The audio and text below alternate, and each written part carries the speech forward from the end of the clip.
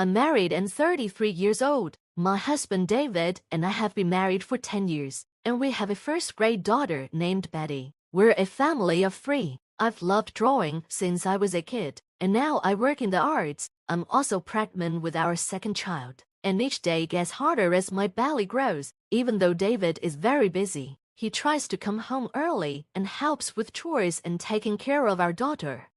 Life was good until something recently started bothering me. We live on the first floor of a high-rise apartment building. The other day, while coming back from shopping, I saw a woman moving into our building. It turned out to be Emma, a classmate from middle school. I hadn't seen her since then. When she saw me, she was surprised and asked if I lived there too. I said yes, and she told me she was moving in.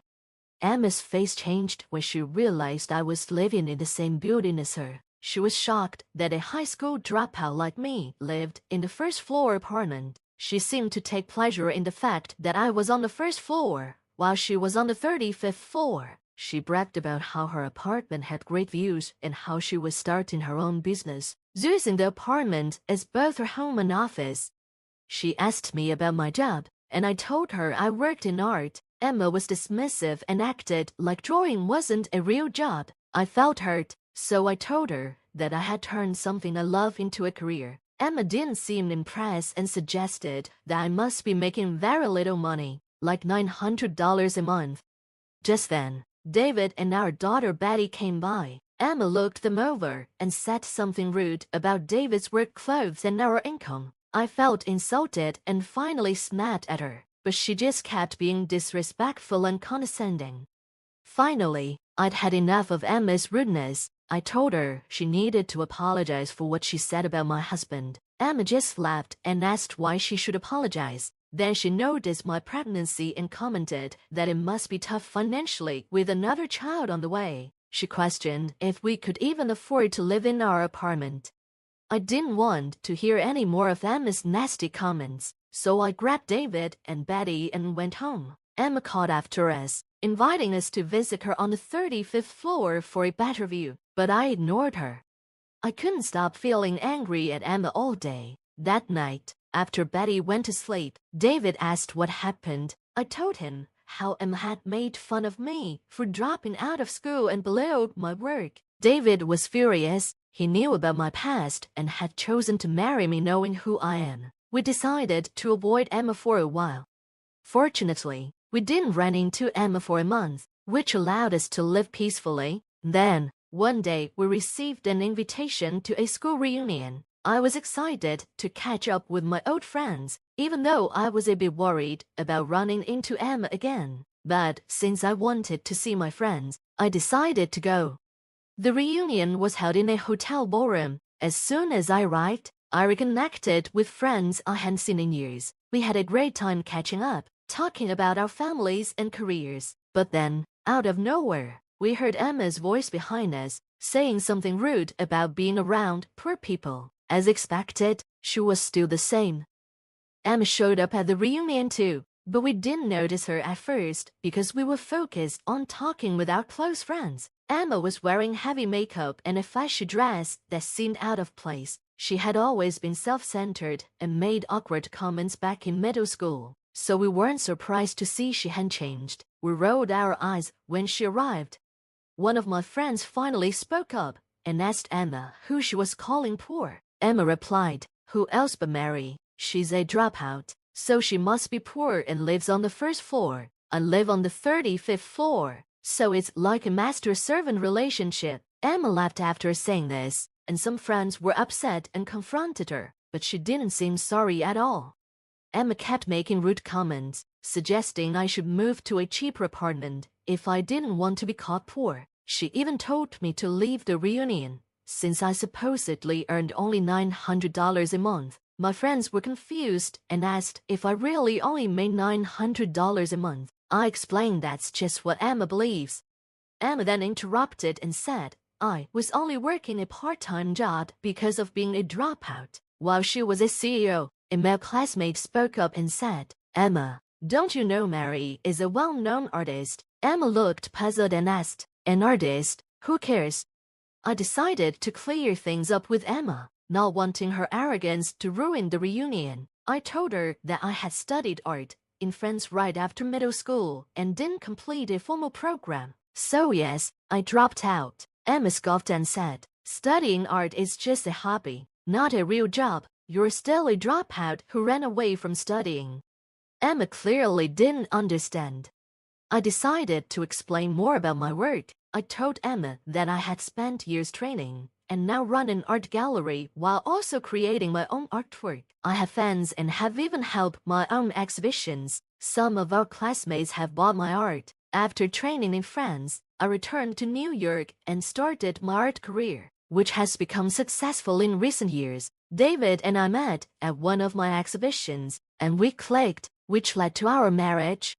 Even with all this, Emma still didn't seem to understand. She said, "An exhibition is just for fun. I'm clearly the winner here because I'm a CEO." I was frustrated and told her that this wasn't about winning or losing. I take my art seriously, even if she doesn't see it that way.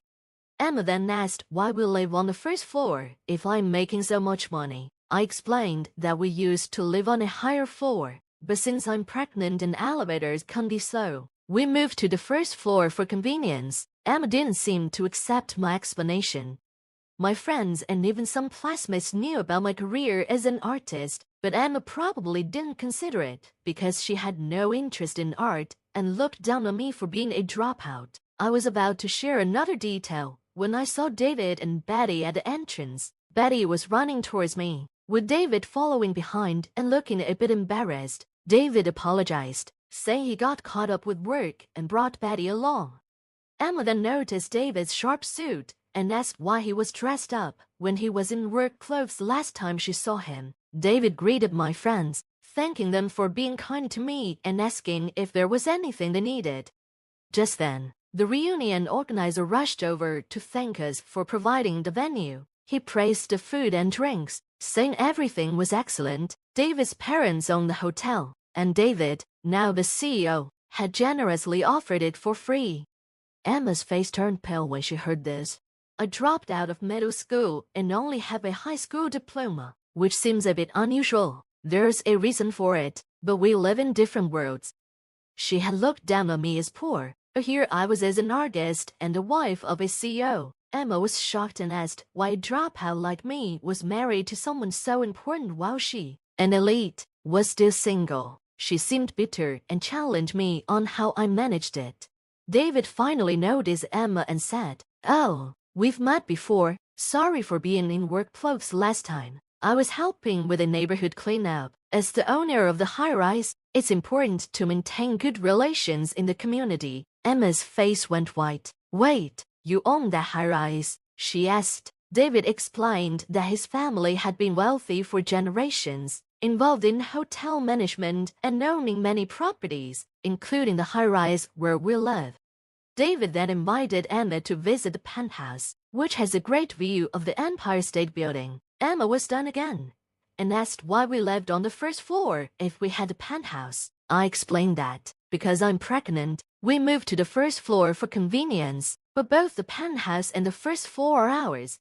Emma was speechless and looked like she couldn't believe it. Seeing the reaction from our friends and feeling that I had ruined the reunion's atmosphere, I decided to leave with David and Betty. As we were leaving, Emma muttered something rude about a dropout being so cocky.